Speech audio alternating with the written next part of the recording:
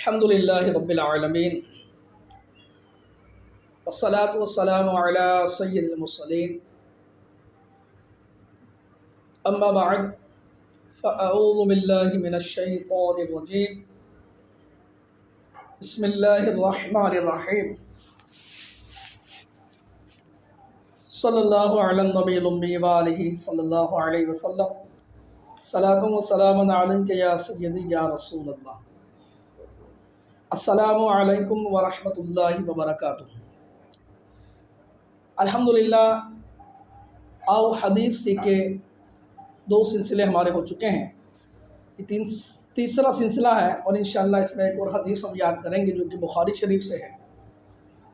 تو آپ بھائیوں سے، دیکھنے والوں سے گزارش ہے کہ آپ میرا چینل دیکھا کریں، اور جو احادیث آپ کو دی جاتی ہے میں کوشش کرتا ہوں کہ بار بار اس حدیث کو ریپیٹ کروں، تاکہ بار بار ریپیٹ کرنے سے اور آپ کے بار بار سننے سے آپ کو یاد ہو جائے، یاد کرنے میں آسانی ہو۔ تو کوشش کیا کریں، یاد کیا کریں احادیث مبارکہ کو، کہ حضور نبی کریم صلی اللہ تعالیٰ علیہ وآلہ وسلم کی مبارک فرمان کا مفہوم ہے کہ میری امت میں جس کو 40 احادیث یاد ہوگی، قیامت کے دن وہ عالم اٹھایا جائے گا، فقیہ اٹھایا جائے گا۔ ایک روایت میں یوں فرمایا کہ میں اس کا شفیع ہوں گا، میں اس کا گواہ ہوں گا۔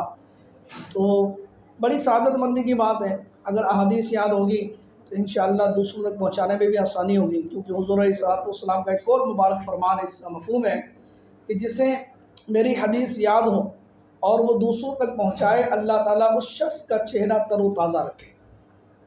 تو حضور علیہ الصلوۃ والسلام کی دعا ہے اس شخص کے لیے جو احادیث یاد کرتا ہے، دوسروں تک پہنچاتا ہے۔ تو ہمیں چاہیے کہ شوق کے ساتھ خود بھی یاد کیا کریں، اپنے بچوں کو یاد کرایا کریں۔ انشاءاللہ ایک مبارک حدیث ہم آپ کے سامنے پیش کرتے ہیں کہ اللہ کے پیارے رسول صلی اللہ تعالیٰ علیہ وآلہ وسلم نے فرمایا، اتق اللہ حیث ما کنت، اتق اللہ حیث ما کنت، تم جہاں بھی ہو اللہ سے ڈرو، تم جہاں بھی ہو اللہ سے ڈرو۔ یقیناً ڈرنے کا حق بندوں کو صرف اللہ تعالیٰ سے ہے۔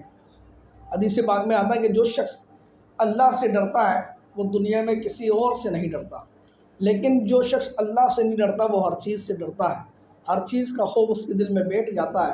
لہذا ڈر صرف اور صرف اللہ کا ہونا چاہیے، اور اللہ کا ڈر پیدا ہونے کا سب سے بڑا ذریعہ یہ ہے کہ انسان دل میں یہ بات بٹھا لے کہ اللہ دیکھ رہا ہے۔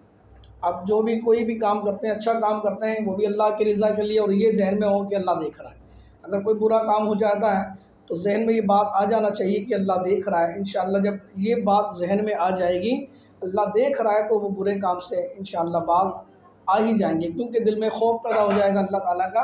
اب اس کے لیے بہت ساری روایتیں، بہت بڑا موضوع ہے، اگر اس کو بیان کیا جائے تو بہت وقت درکار ہوتا ہے، لیکن چونکہ یہ صرف آپ کو احادیث یاد کرانے کا سلسلہ ہے، آپ کو احادیث میں یاد کرائی جاتی ہیں، اس لیے مختصر حدیث آپ کے سامنے بیان کی جاتی ہے، اور کچھ تھوڑی بہت اس کے متعلق کوئی بات ہوتی ہے تو آپ کو بیان کر دی جاتی ہیں، اس لیے تاکہ موضوع جو ہے طویل نہ ہو۔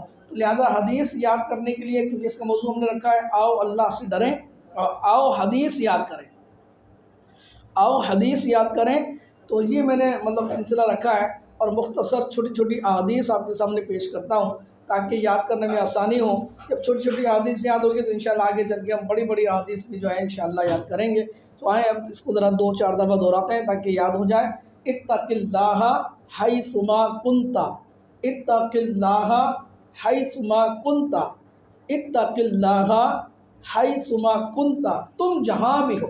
اتق اللہ اس کا مطلب ہے اللہ سے ڈرو، حیث ما کنت تم جہاں بھی ہو، حیث ما کنت تم جہاں بھی ہو، اتق اللہ اللہ سے ڈرو۔ اب اس کو الفاظ آگے پیچھے ہیں۔ عربی کا ترجمہ کرنے کا طریقہ یہ ہوتا ہے کہ پہلے جو ہے مضاف کا ترجمہ، مضاف الیہ کا ترجمہ ہوتا ہے، پھر بعد میں مضاف کا ترجمہ ہوتا ہے۔ تو اس لیے الفاظ عربی کے پہلے آتے ہیں، اور اردو کا ترجمہ جو ہے اس کے الفاظ بعد میں آتے ہیں۔ تو اب اگر اس کو ہم لفظی ترجمہ کرتے ہیں، اتق اللہ، اس کا ترجمہ ہوگا اللہ سے ڈرو، حیث ما کنت تم جہاں بھی ہو۔ لیکن اب اس کو یوں مفہومی ترجمہ کریں گے، اتق اللہ حیث ما کنت، تم جہاں بھی ہو اللہ سے ڈرو، تم جہاں بھی ہو اللہ سے ڈرو۔